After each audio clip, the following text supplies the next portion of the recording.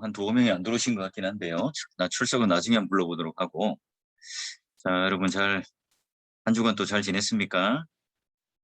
예, 휴강을 이렇게 하게 되면 또 여러분이 수업하고 하는데 이렇게 많이 또 보강을 해야 되는 상황이 있어서 가급적이면 수업을 하도록 하고요. 그다음에 다음 주에 제가 네 가지 정도의 분류가 되는 수업 설교 평가서를 여러분에게 드릴 겁니다. 그럼 그 중에 두 개를 골라가지고 여러분이 좋아하는 포맷 두 개를 골라서 하시면 됩니다. 설교 두 개를. 그래서 다음 주에 설명 카톡에다가 제가 일단 올려드리고 설명을 제가 다음 주에 드릴게요.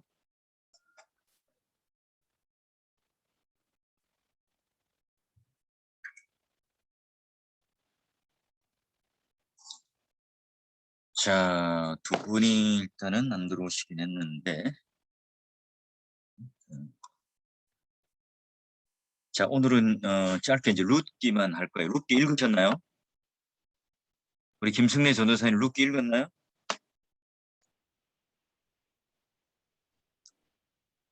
읽었습니다. 예, 우리 사랑 전도사도 읽었나요? 자, 읽었습니다. 예, 4장밖에 되지 않아가지고 읽는데 큰 부담은 없었을 거예요. 자, 그래서 우리 한번 룻기서를 한번 보도록 하겠어요.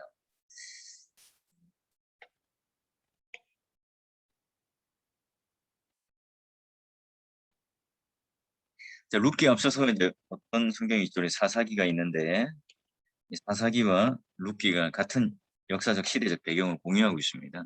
그러니까 사사기에서 사무엘 상하로 넘어가는데 하나의 룻기가 다리 역할을 해요. 브릿지 역할을 합니다. 자, 그런 걸 좀 기억하고요. 여러분 룻기라고 하는 많은 사람들이 이제 룻기를 사랑했어요. 설교도 하고요. 그래서 존 피치라고 하는 이 시인이 이런 시를 썼어요. 너는 죽게 태어나진 않았다. 불멸하세요. 어떤 굶주린 새도 너를 짓밟지는 못하리라. 덧없이 흘러가는 이 밤에 내가 듣는 이 목소리는 옛날 황제와 어릿광대가 함께 들었던 소리이리라.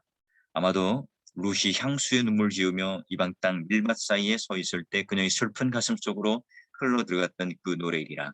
또한 잊혀진 동화의 나라에서 위험한 바다의 물거품을 향해 열려있는 마술의 창문을 자주 마력으로 사로잡는 그런 노래이리라. 유명한 시인들이 이와 같이 이렇게 시를 노래할 때에 이런 재료 또는 시의 어떤 그런 모티브를 가지고 했었어요. 자, 히브리 내러티브의 진주, 짧은 4장으로 이루어졌지만 내러티브의 진주라고 하는 것이 룻기예요. 이게 단테라고 하는 시인도 다윗의 조상으로 온유한 그 여인 이삭 줍는 소녀, 그 괴테도 이 세상에서 가장 아름다운 작은 스토리다. 그리고 사사기와 사무엘 상하라는 딱딱한 조개 껍질 사이에 있는 진주와 같아. 결국은 나오미의 눈을 통해서 사실 이제 제목은 룻기인데요. 그 텅 빈 손이라고 하는 인생이라고 하는 것이 나오미예요. 또 채워지다 하는 것도 나오미예요. 그러니까 어찌 보면 나오미의 눈으로 룻기가 객관적으로 이렇게 보고 이루어지는 책이라 할 수 있어요. 텅 빈 인생에서 풍요로운 인생으로 채워져요. 그래서 남편도 죽고 또 시아버지도 죽지만 마지막에 룻을 통하여 족보가 나오죠. 베레스로부터 다윗의 족보에 이르기까지 자손들로 채워지는 복이 그 마지막 이제 결론 클라이막스 지나고 난 뒤에 결론으로 이어집니다. 그래서 이제 불안에서 안식으로 바뀌는 조개껍질 속의 진주, 이렇게 진주라는 표현을 학자들은 많이 사용했다. 그래서 볼 수 있어요. 자, 그럼 룻기의 이제 탁월한 문학성을 좀 이렇게 살펴보게 되면 여러분 이제 책에는 좀 없는 내용이에요. 제가 좀 이렇게 좀 덧붙여서 설명하려고 해요. 자, 그래서 한 사막으로 이제 나눠요. 그래서 첫 번째 배경 사사시대였다 하는 것들 중에서 죽음, 황빔, 국년 이런 것들로 시작되고요. 그 다음에 1막이 바로 이제 다시 모압에서 베들레헴으로 가는 길, 그리고 베들레헴에 도착을 하게 되고 그 이막으로 열리면서 보아스의 밀반, 거기서 떡과 보리 한 에바를 얻는 그 장면이 나옵니다. 그리고 룻의 보고를 통해서 우리 그 보아스라고 하는 친족이라고 하는 그 하나의 희망과 소망을 보게 되고, 산막이 룻에 인해 그 나오미가 계획을 짜죠. 남편을, 누구의 남편요? 룻의 남편을 연결시키기 위해서 주도면밀한 계획을 짜요. 굉장히 군사작전을 방불케 하는, 마치 CCTV를 가장마당에 켜놓고 있는 듯 아주 구체적으로 룻에게 지시를 해요. 그리고 순종을 하고 룻이 대담하게 프로포즈를 하죠. 룻이 보아스에게 결혼 요청을 하는 거예요. 오늘날 우리가 신세대 여인들이, 여성들이 이제 먼저 예전에는 이제 남자들이 먼저 프로포즈를 했다면 요즘에는 이제 여자들이 먼저 뭐 프로포즈하는 게 요즘의 세대였던 그 트렌드다 이렇게 하는데, 아니에요. 예, 룻이 아마도 예, 성경의 역사상 또는 이제 그 여인으로서 먼저 이렇게 프로포즈를 했던 인물이라고 볼 수 있어요. 자, 그리고 마지막에 이제 보아스가 기업 물을 자와 협의해요. 여러분 알다시피 우리는 결론적으로 룻과 보아스가 결혼했기 때문에 기업 물을 자 1순위가 보아스라고 생각하는데 아니죠. 예, 2위였어요. 먼저 그 기업 물을 자가 있어서, 그래서 지금 보면 이제 밤에 왜 이렇게 룻이 또는 나오미가 그런 계획을 짤 수밖에 없었는가, 그런 얘기를 좀 이제 책을 보면서 할 거예요. 룻의 출산과 생명과 체험으로 마지막, 그래서 막으로 치면 1막, 2막, 3막, 4막으로 4부작의 아주 치밀한 재밌는 드라마로 연결되어 있다 볼 수 있어요. 자, 그래서 이제 1장은 모압과 베들레헴의 그 사이에 이렇게 왔다 갔다는 룻과 그 다음에 오르바가 모압으로 돌아갈 거냐 베들레헴을 할 거냐. 물론 이제 여러분 잘 아는 나오미와 엘리멜렉과 말론과 기료는 모압에 가서 그 남자들은 다 죽고 이제 여인들만 슬슬히 베들레헴으로 온 장면이고요. 2장은 낮에 보아스 밭에서 이삭을 줍고, 3장은 밤중에 타작마당에서 보아스와 룻이 만나요. 시간적으로. 그리고 결국은 기업 무르기와 결혼을 하게 되죠. 자, 그래서 1막을 또 보면 귀향의 이야기고, 그 다음에 2장 1절 보아스의 소리를 뚱딴지가 차면서 결국은 이 운명적인 만남을 통하여 안식, 중요한 내용이 3장 1절에요. 내가 안식할 곳을 찾아주겠다 하는 내용인데, 이게 뭐냐면 이제 결혼이라고 하는 내용입니다. 나중에 이제 성경을 보면서 말씀드릴게요. 자, 그리고 나중에 이제 보아스가 어떤 젊은 여자가 사장마당에 자기 이불을 들고 옆에 누웠어요. 그럼 보통 남자들 같은 경우 어떻게 하겠어요? 누구냐 하고 그냥 이렇게 취할 수도 있어요. 그런데 보아스는 어때요? 누구냐 묻고 이거 룻이라는 걸 알고 아주 예의 있게 대하면서 그에게 기업 물을 자로서 내가 나서주겠다 약속을 해줘요. 그리고 각 그 막의 어떤 결미를 보게 되면 모압 지방에서 돌아오는, 그리고 보리 추수 시작할 때 이게 이제 말하자면 홍년이고 새롭게 시작되는 어떤 하나의 전기를 마련하고, 추수 끝이 돼요. 우리 한 에바를 얻었지만 추수 끝이 되다 보니까 결국은 한계가 있죠. 내가 아무리 이삭을 주어도 이게 추수가 끝나고 나면 이삭을 못 줍잖아. 내가 보리 한 에바를 얻었어요. 그런데 그 보리 한 에바를 가지고 영원히 먹을 수 있나요? 한계가 있죠. 그러기에 추수가 끝나고 풍성했지만 이게 완전한 게 아니에요. 불안한 거지. 그리고 산막과 사막에 바로 룻과 나오미가 열심히 움직이지만 그 움직임 속에 열심과 땀방울로 보아스와 결혼하고 원하는 걸 얻고 성취하는 것이 아니라 바로 열심을 내고 모든 것을 보아스의 결정과 뜻에 맡겨요. 그러니 내가 하는 일들에 열심과 노력이 있지만 그 결론, 그건 하나님께 맡긴다는 거예요. 사막에 여인들의 축복을 비는 장면이 나옵니다. 자, 그리고 여러분 이제 핵심적인 단어가 뭐 아기, 에세드, 안식. 여기 이제 말하는 안식 우리가 말하는 뭐 주일 개념의 안식이 아니라 여기서는 결혼이라고 하는 의미와 같은 말입니다. 이다 하는 개념과 같은 거예요.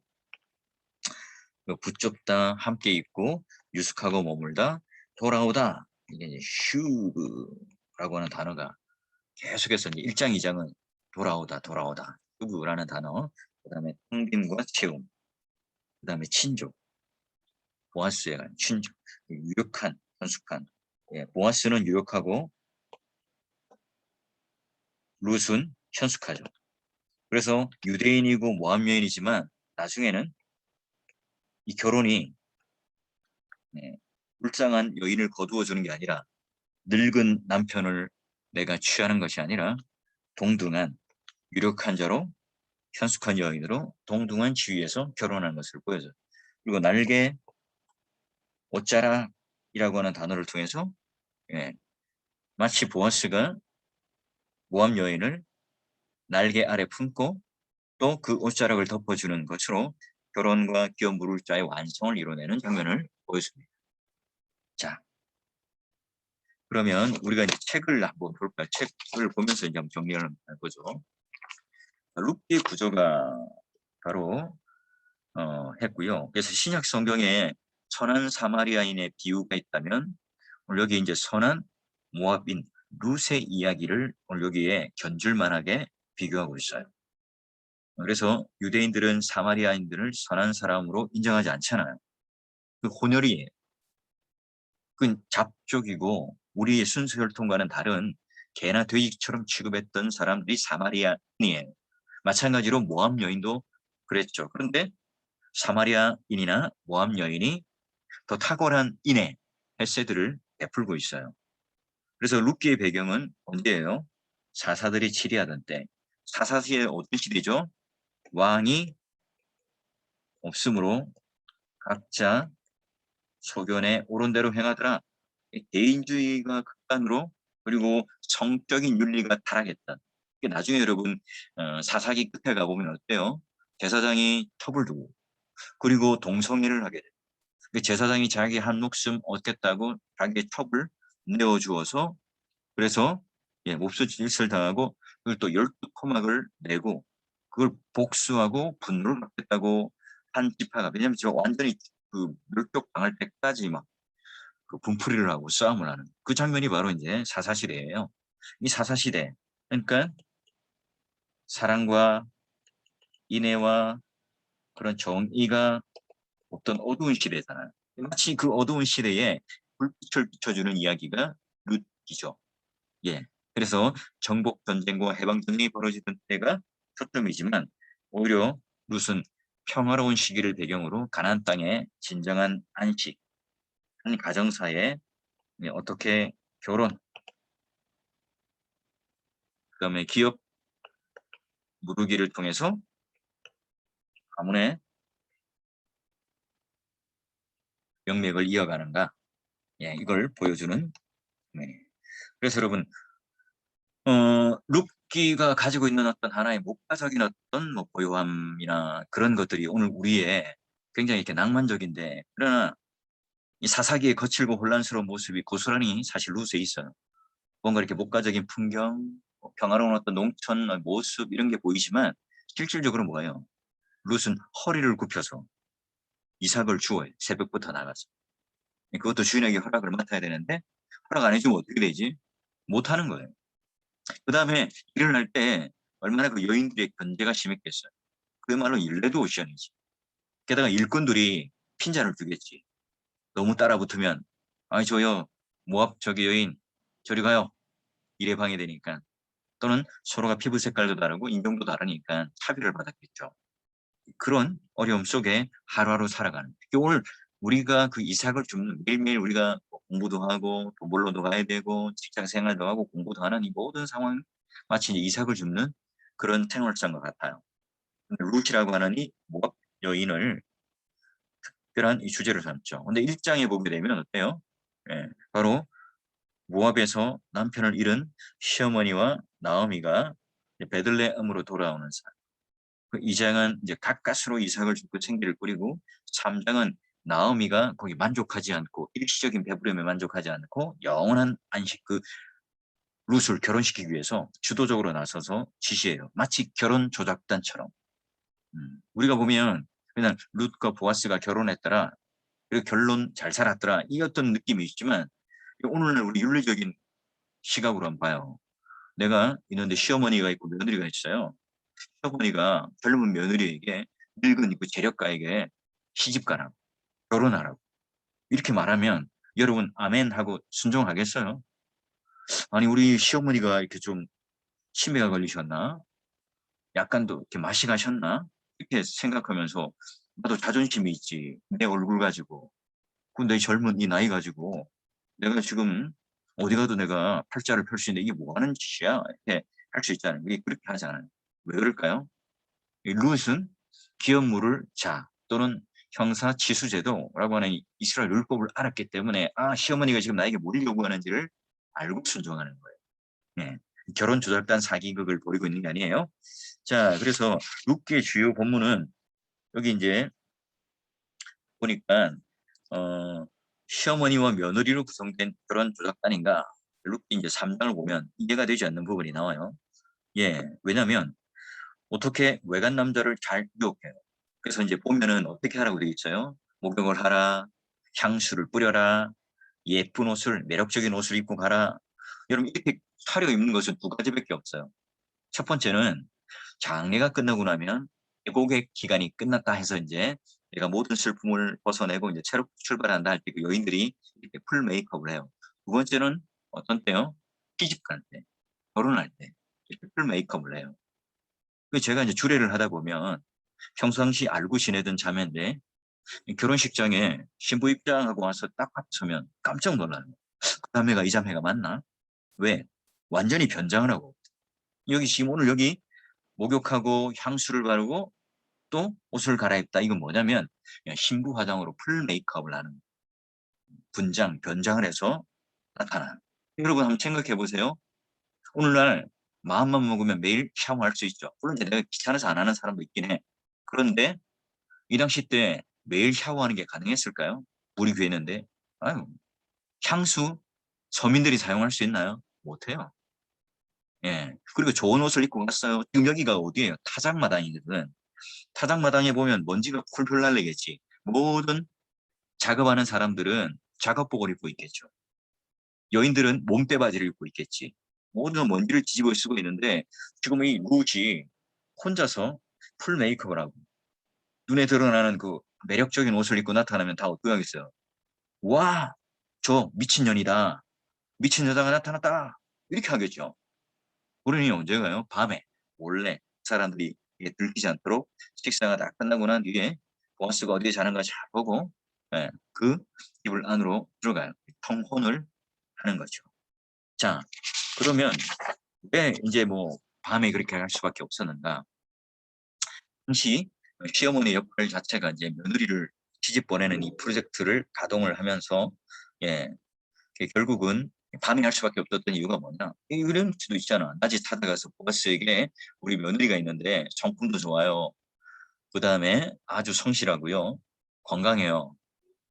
그리고 나를 인애로 이렇게 사랑해 주는 것만큼 당신과 결혼하면 복이 될 겁니다. 말할 수 있잖아요. 낮에 가서 이렇게 청혼을 좀 해서 기업 물을 짜니까 당신 우리 친족이니까 결혼해 주세요. 할 수 있잖아요. 또 장로들, 성읍에 있는 장로들을 찾아가서 우리 룻 며느리와 함께 보아스가 좀 결혼할 수 있도록 좀 해주시면 안 돼요? 예, 이렇게 부탁할 수 있잖아요. 왜 못할까요? 그래요. 이 3장 12절에 보면 보아스가 기업 물을 자 1위가 아니에요.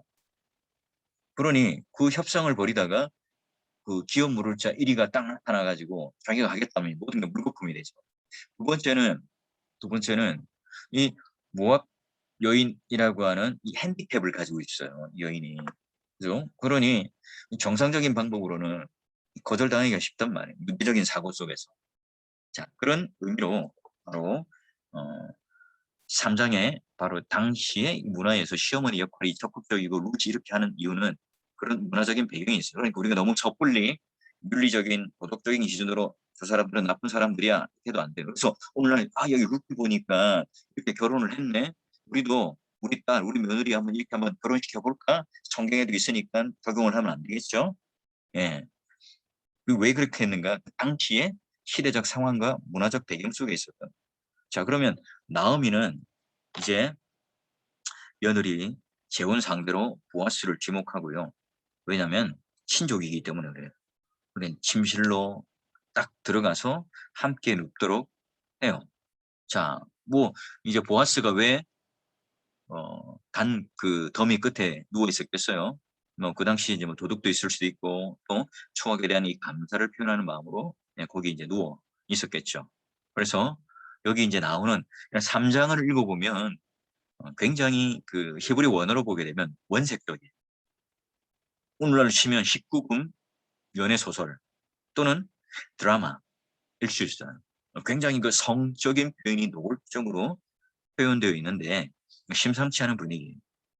옷자락을 덮다는 것은 결국 이제 청혼을 하는 거고, 자 이제 룻이 타작마당으로 보아스에게 준비를 하고 찾아가서 이제 그 구하죠. 이때 보아스가 어떻게 반응해요? 깜짝 놀라가지고 와 이거 미친 여자를 봤나 이렇게 하거나 아니면 뭐 이제 오늘날로 치면 폭력을 가해서 이제 이렇게 폭력을 하더니 폭발할 수 있는데 보아스는 그렇게 하지 않죠. 안심해라, 두려워하지 마라 하고 내가 너의 기업 물을 자가 되어줄게. 결혼할 테니까 걱정하지 마라 하고 그 대신에 밤새도록 나와 함께 누워있다가 새벽녘에 사람들의 눈에 띄지 않은 그때에 가도록 해라. 이렇게 얘기를 해요. 자, 그러기에 오늘 여기 이삭죽기라는 이 미봉책의 생존 방식 언제든지 한계가 있어요. 한 에바에 우리가 있지만 이거 뭐 언제까지 먹을 수 있겠어요. 그리고 며느리와 시어머니가 언제 헤어질지 몰라요. 시어머니 곧 죽게 되거나 할 수 있잖아. 그러니까 지금 이제 마음이 급해요. 나오미는. 자, 그래서 친족이라고 하는 의미는 친족을 통해서 이제 계대 결혼 또는 기업 물을 따위 조건이 돼요. 그리고 옷자락을 덮다 하는 의미는 경혼을 해달라는 오늘날 프로포즈가 되겠죠. 대가 끊기는 이 엘리멜렉 가문의 친족의 의무를 수행해 줄 한 사람이 바로 보아스고 그 보아스의 인품을 알았기 때문에 그 인품에 의지하여 보아스에게 그 결정권을 줘요. 그리고 결국 보아스는 이내로 룻을 대하고 그와 함께 이제 결혼하기 위하여 절차를 밟아가요. 자, 그러면 기업 무리기와 시형제의 결혼법이 바로 이제 과거의 생존권, 그 당시에 과거의 생존권을 확보하기 위해서였는데 시형제 뭐 또는 계대 결혼, 형사 취수제도 뭐 이런 것들이 이제 다 똑같은 말이에요. 맏형이 자손을 보지 못하고 죽으면 그 아내 형수가 두 번째 시동생과 관련하여 관계를 맺도록 해주고 그 가문을 이어서 대를 잇게 해주는 그런 내용이죠. 여러분 그 유다와 다말의 사건도 바로 이런 똑같은 제도 속에 있고요. 시형제의 결혼법에 내포되어 있는 세 가지 의미는 가문을 보존하고 가문의 재산을 보호하고 그 당시 과부들, 여인들이라고 하죠. 여인들의 생존권을 확보하는 장치가 있었다. 자, 그러면 그런 의미로서 오엘이라고 하는 우선권, 오엘 기업 물을 자,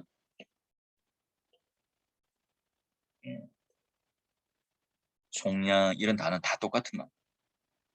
그다음에 계대 결혼 등. 자, 그리고요, 룻기의 이제 중심 메시지를 한번 볼까요? 룻기의 중심 메시지. 잠시만요.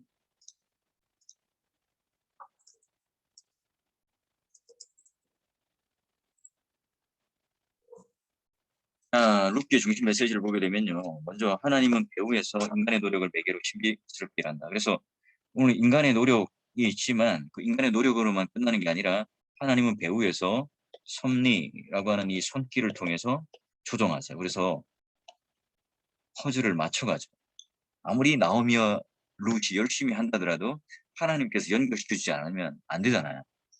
그래서 나오미가 룻이 최선을 다하지만 모든 일의 결과는 보아스가 알아서 할 것이다. 이런 고백들을 해요. 우리는 기다릴 거다라고 표현을 해요. 그래서 하나님의 섭리와 인간의 노력은 서로가 배치되는 게 아니라 하나님께서 이 인간의 노력을 동원하여 사용하여서 이루어가시고 완성시켜가요. 여러분 공부 열심히 해야 돼, 안 해야 돼? 해야지. 제가 이제 신대원에 다닐 때 어떤 전도사님은 기도로서 나 이렇게 딱 하면 하나님께서 시험 칠 때 내가 딱 찍은 것만 나오게 해주시고 대충 써도 점수 주실 거다 해서 이제 내일이 시험 전날인데 산기도를 동부를. 근데 그분은 점수 잘 받았을까요? F를 받지. 예, 안 하는데 어떻게 그걸 할 수 있어요? 이건 마찬가지죠. 나옴이나 계획을 하고 룻이 행동하고 움직이지 않으면 이루어지지 않는 거예요. 가만히 있는데 어떻게 결혼을 해요? 자, 그러기에 오늘 하나님께서 그 과부가 절망스러운 두 여인의 고통의 삶을 살아가고 있지만 그러나 손 놓고 하나님이 일을 하시는 것도 아니고 또한 인간의 노력만으로 이루어지는 것도 아니죠. 그 당시 열심히 이삭 줍기를 해요. 열심히 또 고된 노동을 해요. 그리고 또 열심히 보아스를 찾아가서 대담한 행동, 결단을 해서 지금 이 일들을 하고 있는 거예요. 자, 그래서 하나님은 그런 축복의 사건을 통해서 이끌어내기도 하고 고난과 괴로움을 통해 선한 일을 창조하시기도 하시는 하나님이세요. 이스라엘은 한 개인의 헌신에 관심을 두시지 모압 태생이냐 유대인이냐 그 인종의 태생에 그런 것들을 보시지 않으세요.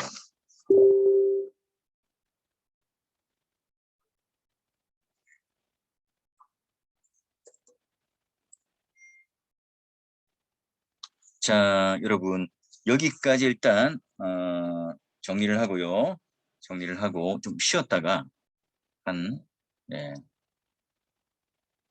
예, 조금 늦게 쉬겠습니다. 예, 한 15분 정도 쉬었다가 제가 오겠습니다. 지금 잠시 이제 급한 모임이 지금 상비부 모임이 있어서 좀 갔다 올게요. 여러분 조금 쉬었다가 예, 45분에 40분에 좀 봅시다. 40분에 여러분.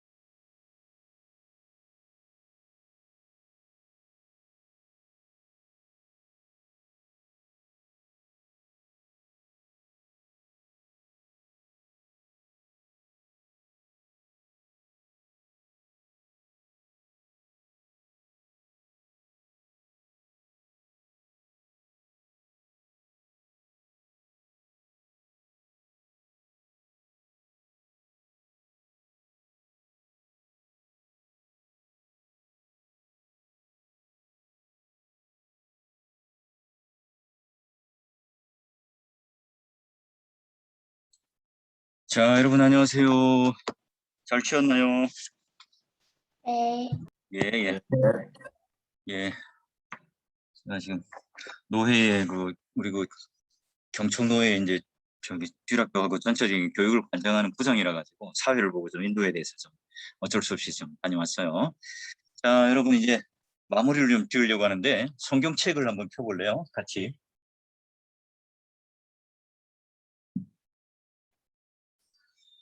자,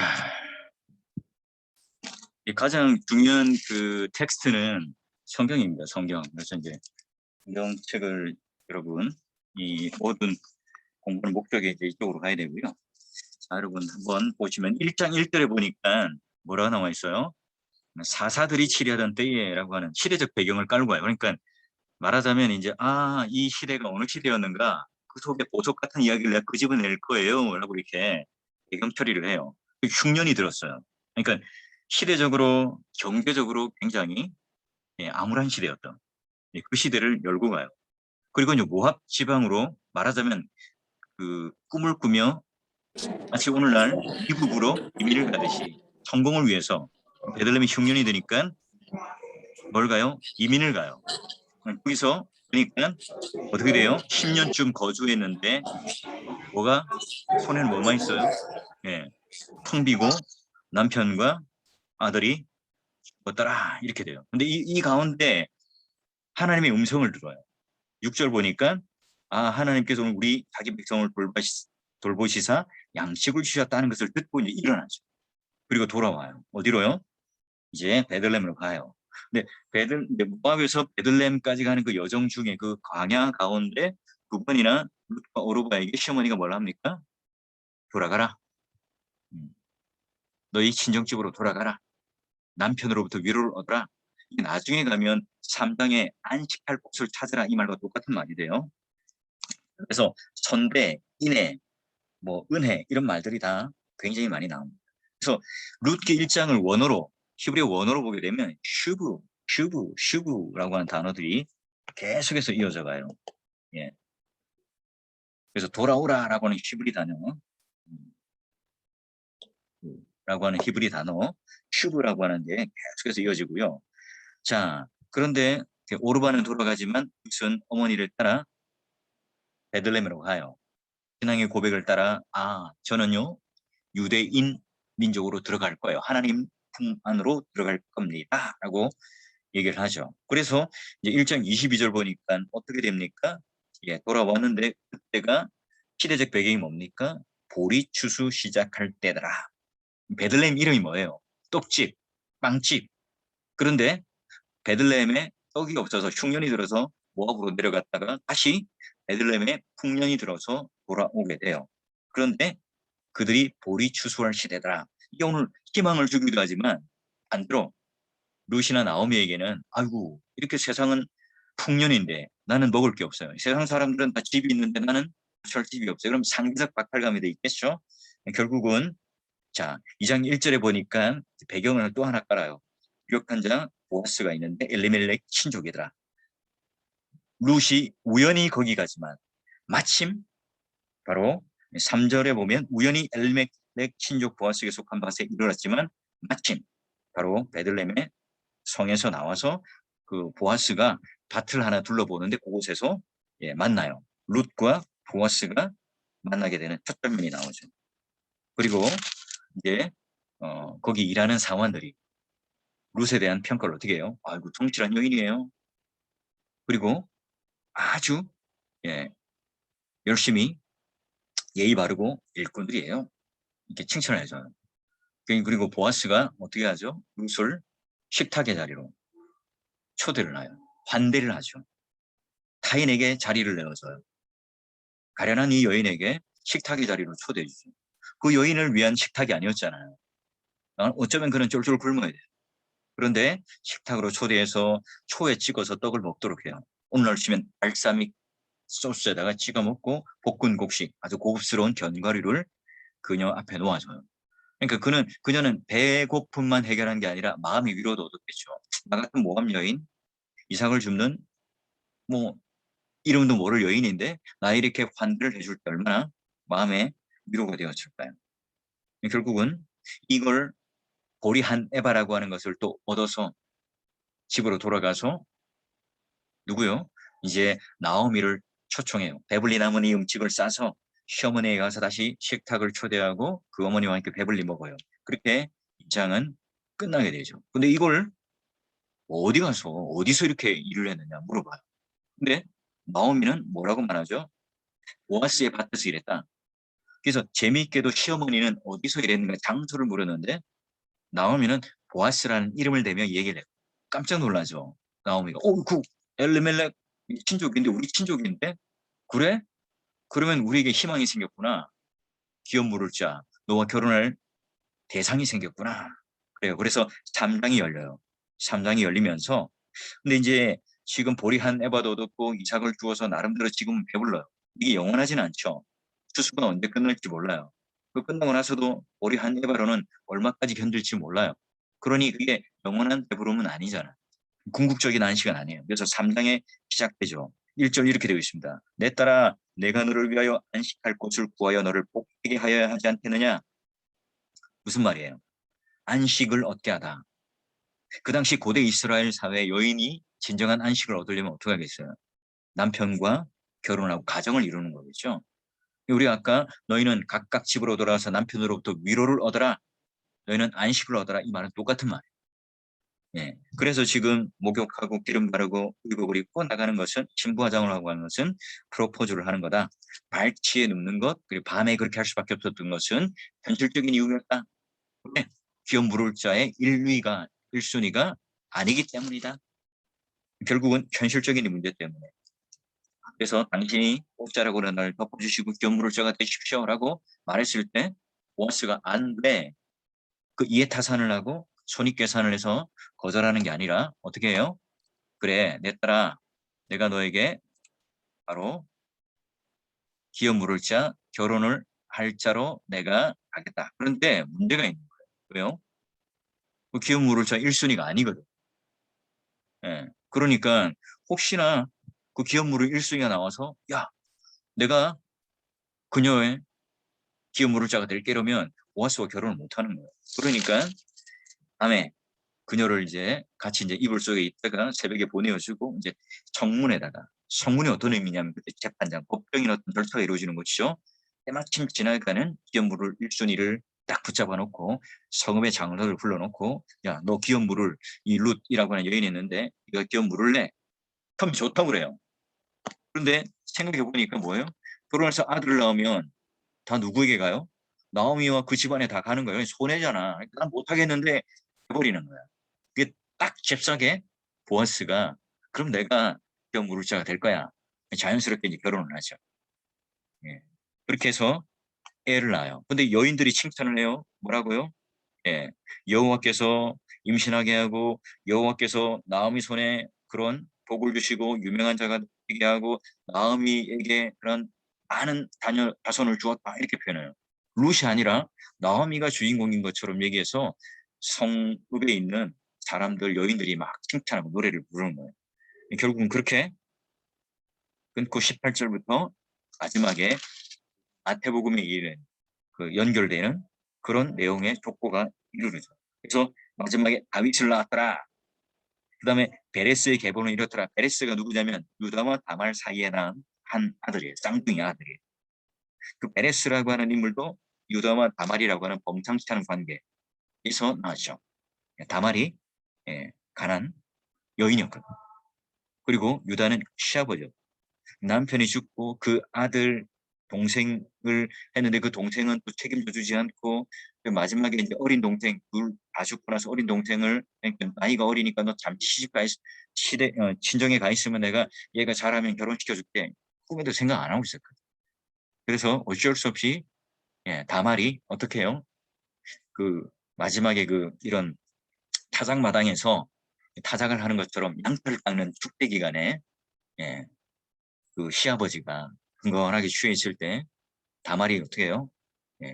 창녀의 옷으로. 여기 이제 말하는 창녀는 여러분이 생각하는 그 술집에 나가서 하는 그런 작부를 말하는 게 아니라 그 당시 때는 이제 그 제의, 그 이방인에게 제사를 드릴 때 제사를 드리러 가면서 말하자면 이제 그 이방의 그 신들은 자고 있다, 졸고 있다 이렇게 생각해요. 여러분 그 나중에 그 시편에 보면 우리 하나님은 뭐 졸지도 아니하시고 주무시지도 아니하시고 이 표현이 뭐냐면 그 당시 때 이방 신들은 어떤 신이었냐면 평상시에는 자고 졸고 있어요.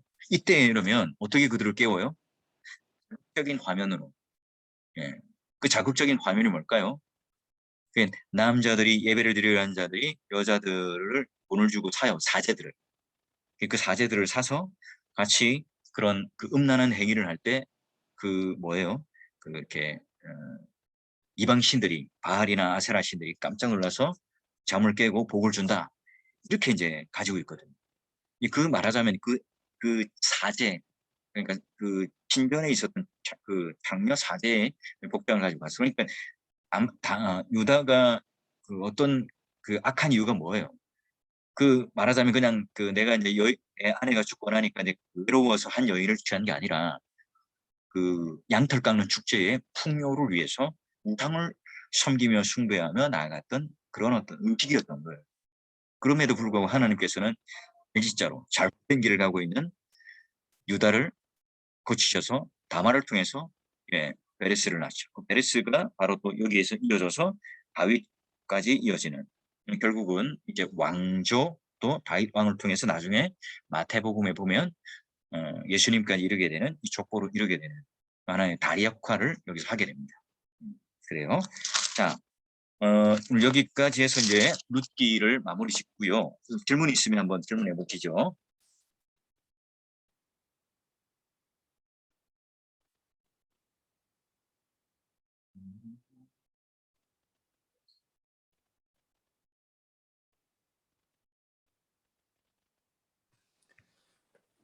교수님, 예, 그러면 이 당시 그 룻이 이제 보아스랑 결혼을 했던 것이 그 율법상 이제 이방인과 결혼을 금한 예, 그런 것에 위배되진 않는지 예, 예.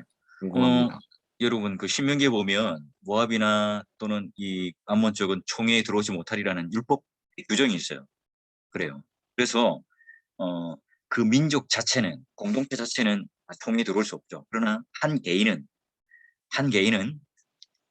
고백을 하고 예수를 믿는다면 그 이스라엘 공동체 안에 믿음으로 들어올 수 있었죠. 첫 번째가 출애굽할 때 갑족들이 함께 어떻게 해요? 나와요. 그래서 그 이스라엘 공동체가 순수하게 나온 것이 아니라 애굽에 있었던 노예들이 함께 나왔던 거죠. 또 그 다음에 이제 출애굽하고 난 이후에도 지금 이제 라합 우리 처음에 이제 여호수아서를 열어갈 때 라합도 가난한 여인이었지만 믿고 그 안에 들어와요. 또 여러분 나중에 보면 이제 우리 그 여호수아를 볼 때도 기브온이라고 하는 것도 그분들도 이제 들어오죠. 그러니까 그 전체 민족은 아니지만 개인은 구약 시대에도 하나님께서 열어놓으셨다는 그런 내용들을 그런 믿음의 어떤 그런 결혼이라든 이런 부분들을 하나님께서는 열어놓으셨다. 또 우리가 율법적으로 올 때는 안 되는 것처럼 보이지만 그러나 오늘 하나님께서 우리에게 그런 개인적인 신앙과 믿음은 구약에도 열어놓으셨다. 이렇게 보시면 돼요. 그 보통 목사님들 설교하실 때 예. 룻기 이제 1장 말씀에 엘리멜렉이 이제 가족들을 데리고 이렇게 모압 지방에 갔던 이유가 뭐 자기네들끼리만 잘 먹고 잘 살기 위해서였다. 예. 그런 얘기를 하시는데 혹시 이게 예. 성경적으로 맞는 해석인지. 지금 이제 이게 룻기 해석을 할 때 아까 말한 언약적 관점에서 볼 수 있고요. 우리는 지금 이제 내러티브와 문맥적 그러니까 문맥 안에서 지금 성경을 1차적으로 먼저 보고 그 뒤에 구속사적으로 하나님 중심적으로 보자 그랬잖아요. 그런 개념을 뭐냐면 이제 언약적 또는 그리스도 중심적으로 먼저 딱 결론을 내놓고 가서 그래요. 여러분 한번 생각해 보세요. 여러분 입장에서 지금 내가 흉년이 들었고 가난해졌어요. 그럼 내가 지금 이제 모압이라고 하는 그 요단강 건너가면 그런 땅에 있는 이 아들과 같이 있어서 가는 것 자체가 그러면 성경이 그 죄라고 사실은 이렇게 얘기를 하고 안 된다라고 하는 정죄가 있어야 되는데 이 룻기 안에서는 그런 얘기들이 없어요. 네. 그리고 또 그걸 가지고 계속하게 이제 이야기를 하게 되면 모압의 여인과 결혼하는 것 자체도 모순이 되는 거고 이 안에 정죄할 거리들밖에 없는 거죠. 그렇게 해서 내려가서 죽었다. 그러면 오늘날 우리가 모든 코로나19가 걸려서 죽는 사람들, 선교사님들도 많이 죽으셨거든. 또 우리가 그런 질병과 그런 어려움들을 당하는 모든 일들, 그럼 다 우리가 하나님을 안 믿고 자기가 그냥 욕심대로 잘 하기 위해서 하다가 그냥 그렇게 된 거다. 예. 우리 말하면 어떻게 대답할 거예요? 어떤 식으로 그러면 우리는 얘기를 할 수 있죠? 예. 그러니까 이제 그렇게 신정론을 가지고 너무 그런 식으로 이제 해석을 하게 되면, 예. 이렇게 모순이 빠져요. 모순에 빠질 수 있어요. 그러니까 여러분이 읽으실 때에도, 예. 그런, 관점을 가지고 좀 문해적인 관점으로 먼저 보고, 언약적인 관점에서 먼저 보고, 이렇게 좀 접근하면 좋겠다. 이런 식의 제가 답을 좀 드릴게요. 그래서 다양한 관점이 있어요. 또 이제 그 하나의 관점은 알레고리컬하게 보는 거예요. 스탠리 하워스라든 이런 분들 보면 보아스는 예수님, 나오미는 목회자, 룻은 성도. 그래서 예수님과 성도를 연결시켜주는 중매자 또는 중보자가 누구예요? 나오미.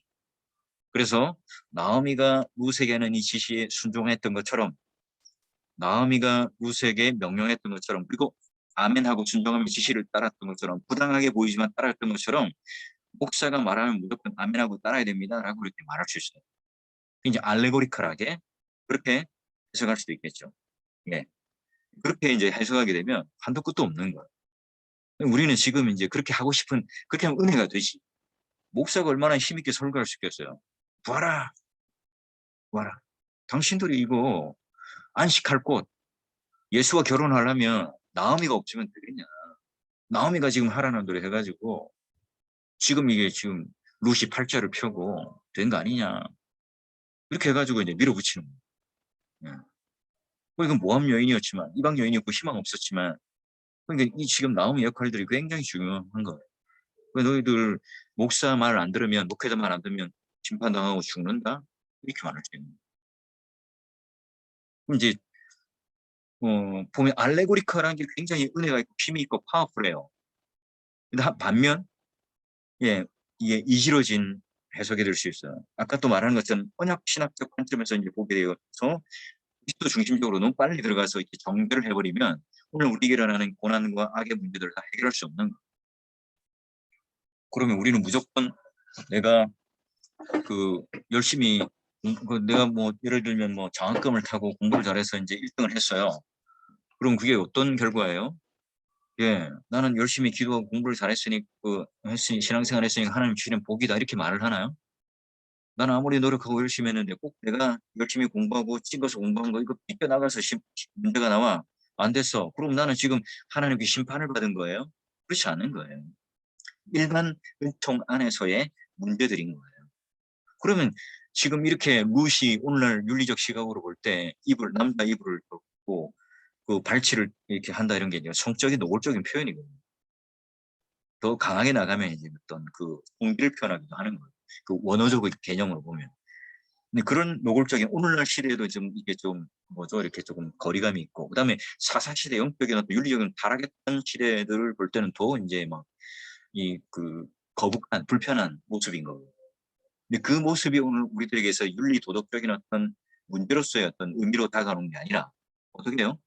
하나님께서 오늘 우리들에게 이런 상황 속에서는 그가 밤에 갈 수밖에 없었던 이유, 그리고 그렇게밖에 할 수 없었던 이유 이런 것들을 우리들에게 알려주기 위해서 하는 거죠. 그러니까 우리가 구원이라고 하는 것이 우리가 가지고 있는 조건, 가격 이런 것들이 아니라 하는 것을 강조하며 모든 그 구원의 주도적인 또 하나님의 주권과 섭리는 하나님 손에 있다는 것을 강조하기 위해서 바로 보아스와 룻.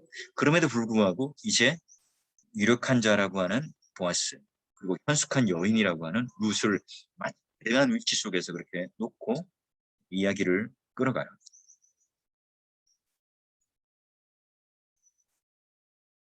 또 질문 있나요? 자, 여러분 그러면 간단하게 제가 이제 파일을 나중에 카톡에다 올려놓을 건데 출석을 봐야 되는 출석이 지금 안 온 사람 한번 손 들어봐야 되는데 지금 갑자기 컴퓨터가 왜 이렇게 느려졌지? 예, 오늘은 뭐 일단 다 온 걸로 해야 되겠어요. 자, 예, 이거 이제 평가서를 제가 이런 식으로 네 가지 유형의 평가서를 제가 올려놓을 거예요. 그래서 여러분이 보시고 여기서 두 가지를 선택해서 두 가지의 평가서를 마음에 드는 걸로 해가지고 작성을 해서 두 편의 설교를 하시면 됩니다. 아시겠죠? 하시고 중간고사는 18일 날 할 거고요. 쉬운 방식으로 하게 되면 오픈북으로 할 겁니다. 예. 그래서 그날에 이제 이렇게 해가지고 해서 저에게 이제 이메일을 보내시면 되겠고, 방법은 제가 그 파일명을 어떻게 할 것인지를 제가 가르쳐 드릴 겁니다. 자, 다른 질문 있나요? 이 파일은 내가 카톡으로 올려드릴게요.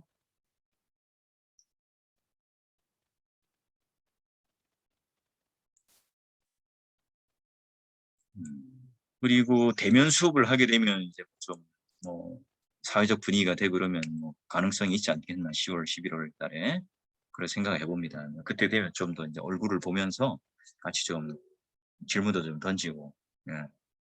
여러분들을 좀 대면해서 이렇게 페이스 투 페이스 얼굴을 좀 보면서 이렇게 좀 수업을 하면, 제가 좀 혼자 말하는 게 아니라 질문을 던져가면서 좀 말하면서 이렇게 좀 수업을 하면 재밌지 않을까 싶어요.